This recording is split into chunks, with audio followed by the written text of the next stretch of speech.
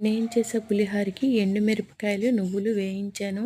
తర్వాత మెంతులు సెపరేట్‌గా వేయించాను. దేనికది సెపరేట్‌గా మిక్సీ చేయిస్తున్నానండి. మన వంటలలో పులిహోరకి చాలా ప్రాధాన్యత, ప్రాముఖ్యత ఉందండి. ఇది అన్ని శుభకార్యాలకి, పెళ్ళిళ్ళకి, పండగలకి అన్నిటికి పులిహోర చేస్తారు. పసుపన్నం శుభం కదా మరి! గుడుల్లోని, దేవాలయాల్లోని ప్రసాదం కింద ఈ పులిహోర పెడతారు. ఇంకా తినాలి, తినాలి అనిపిస్తున్నంత బాగా చేస్తారు. అలా కుదురుతుంది మరి అక్కడ. శుభకార్యాలకైతే ఖచ్చితంగా ఈ పసుపన్నం ఉండాల్సిందే కదా మనకి. నేనైతే ఒక్కొక్కసారి ఒక్కొక్కలా చేస్తాను. ఎప్పుడూ ఒకేలా కాకుండా ఒక్కొక్కసారి మారుస్తూ ఉంటాను. ఈసారైతే నువ్వు పిండి ఏసాను. ఒక్కోసారి ఆవు పిండి వేస్తాను. ఇలా రకరకాలుగా చేస్తూ ఉంటాను.